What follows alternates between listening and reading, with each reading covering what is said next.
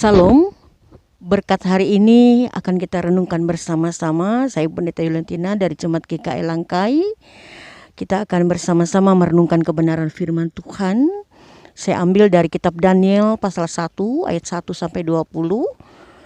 Mari kita berdoa. Terima kasih Tuhan Yesus buat kebaikan-Mu. Karena hari ini kami akan bersama-sama merenungkan bagian kebenaran firman-Mu. Biarlah firman ini menjadi berkat dan diberkati. Berkati hamba-Mu dan berkati kami yang mendengar dan melakukannya. Amin. Daniel pasal 1 ayat 1 sampai 20 dengan perikop di Istana Babel. Bapak Ibu kekasih Tuhan, saya ambil tema sukses di tengah kesukaran. Tidak mudah untuk sukses di tengah kesukaran, tetapi bukan berarti mustahil. Dalam hal ini kita bisa belajar dari Daniel dan kawan-kawan. Dan Daniel 1 ayat 1 sampai 2 menjelaskan tentang situasi tidak menyenangkan yang dialami oleh bangsa Yehuda.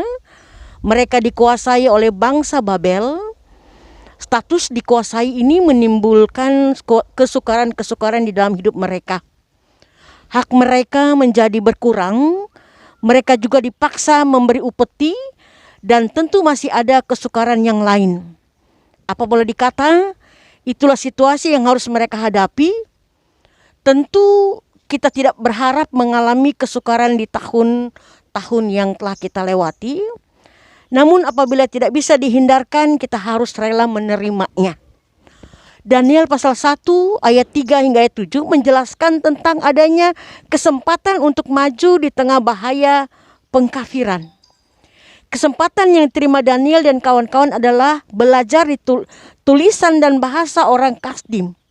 Ini bukan saja akan menimbulkan ilmu dan wawasan mereka, tetapi ini merupakan tahapan di mana mereka nantinya akan memperoleh kesempatan untuk bekerja di istana. Bukankah ini posisi yang sangat menguntungkan? Namun Bapak Ibu kekasih Tuhan, sepakat dengan kesempatan itu adalah adanya usaha pengkafiran. Ada dua hal yang dilakukan untuk mengkafirkan Daniel dan kawan-kawan, yaitu memberikan makanan dan minuman raja kepada mereka dan mengganti nama mereka dengan Babel. Mungkin kita pernah menghadapi usaha pengkafiran kalau ingin dipromosikan, ingin terkenal, ingin lebih mudah hidupmu, sebaiknya kamu pindah dari satu aliran atau keyakinan.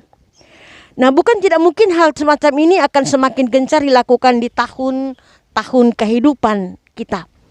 Dan 1 Daniel pasal 8 ayat 8-16 menjelaskan tentang keputusan untuk tidak berkompromi terhadap kenajisian. Memang dijelaskan bahwa Daniel yang berketetapan untuk tidak menajiskan dirinya, tetapi ini berlaku juga bagi kawan-kawan Daniel. Apa yang salah dengan makanan raja? Seorang teolog menjelaskan bahwa makanan raja adalah makanan dari binatang haram, diolah dengan cara yang haram, serta dipersembahkan kepada dewa. Nah, sekalipun memakan makanan raja merupakan kesempatan untuk diperkenankan raja yang memungkinkan mereka untuk hidup lebih baik. Namun Daniel dan kawan-kawan tidak mau berkompromi dengan hal itu. Seharusnya kita juga tidak berkompromi dengan hal-hal yang tidak diperkenankan Tuhan, sekalipun hal-hal itu bisa membawa kita kepada keberhasilan hidup. Misalnya, Bapak Ibu kekasih Tuhan, kita harus bekerja keras ketika kita ingin berhasil dan sukses, menjadi orang yang berhasil. Tadi saya katakan sukses di tengah kesukaran. Kami berada di tengah-tengah satu perkebunan yang luar biasa yang diberkati oleh Tuhan.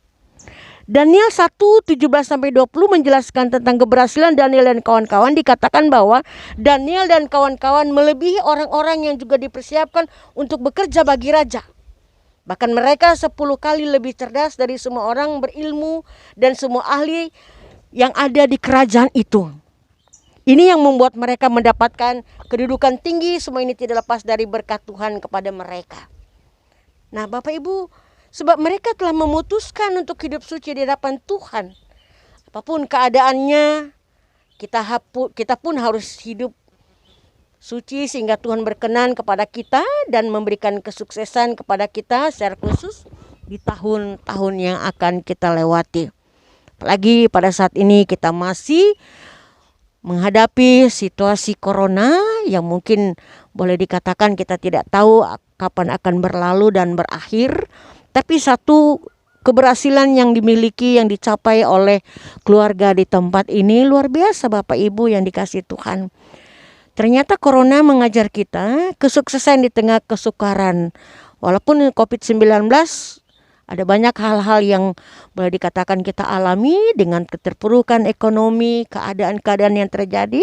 Tapi satu hal yang dialami dalam kehidupan kita sebagai orang percaya, inilah keberhasilan di tengah kesukaran hidup.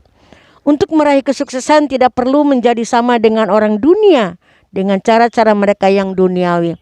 Tapi yang harus kita pegang, kita ambil adalah cara-cara Tuhan yang senantiasa menuntun, memelihara, melindungi, memberkati, bahkan menjagai kita. Tuhan Yesus memberkati, sukses di tengah kesukaran hidup. Kita berdoa. Terima kasih Tuhan, kebaikan yang Kau nyatakan bagi kami hari ini. Kami boleh dimampukan oleh Tuhan, boleh menjalankan hidup kami.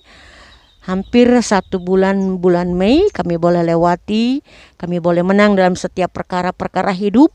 Kami percaya apa yang telah Kau nyatakan kepada kami 1 bulan, 1 hari, 1 minggu, itu akan memberikan satu keyakinan kepada kami kembali bahwa di hari-hari selanjutnya kasih setia kemurahan Tuhan selalu dan akan menyertai hidup kami tiap-tiap hari. Terima kasih Bapa, di dalam dan oleh Yesus kami berdoa. Amin. Terima kasih, Tuhan Yesus memberkati. Shalom.